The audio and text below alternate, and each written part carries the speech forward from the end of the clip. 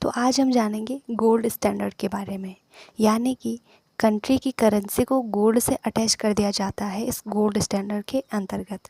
मान लो भारत ने अनाउंस किया कि 1 ग्राम सोना 20 रुपए का है, ठीक है, और यूएसए ने घोषणा की कि 1 ग्राम सोना $2 का है। इसका मतलब ये हो जाएगा कि यूएसए का $2 हमारे 20 रुपए के बराबर है, क्योंकि दोनों से सोना तो 1 ग्राम ही खरीदा जाएगा ना।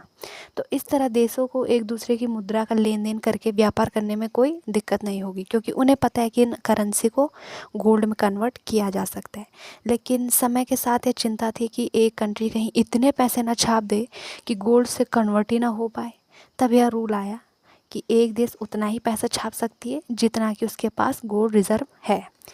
तो आगे हुआ यूँ कि वर्ल्ड वॉर फर्स्ट हुआ, उसमें कई कंट्रीज़ ने भाग लिया और उन्होंने बल्क में हथियार खरीदे, और हथियार का जो मेन एक्सपोर्टर था ना वो यूएसए था, ठीक है। तो वो हथियार बेचता था, देश अपनी करेंसी उसे देते थे, तो एक तरफ से पूरा जो गोल्ड रिजर्व था वो यूएसए के पास चला गया करेंसी के जरिए। फिर इस वर्ल्ड वॉर के ख़त्म होते ही कंट्रीज़ इकोनॉमिक क्राइसिस यानी आर्थिक संकट से जूझ रही थी, क्योंकि गोल्ड ख़त्म हो गया था तो करेंसी कैसे छाप सकती थी।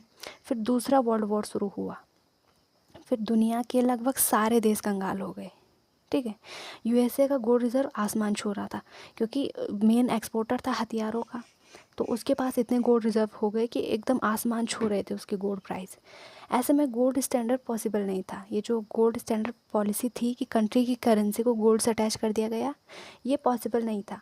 इस समस्या का समाधान करने के लिए सभी देश मिलकर एक मीटिंग करते हैं 1944 में। ये मीटिंग 1 जुलाई से 22 जुलाई तक चलती है। इस मीटिंग का नाम था ब्रेटन वुड्स कॉन्फ्रेंस।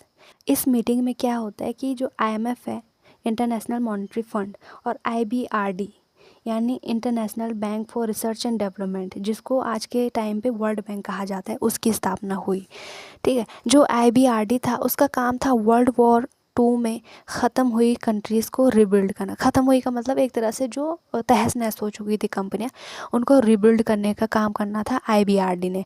और जो आईएमएफ था उसका काम था कि कंट्री आपस में ट्रेड कर सके।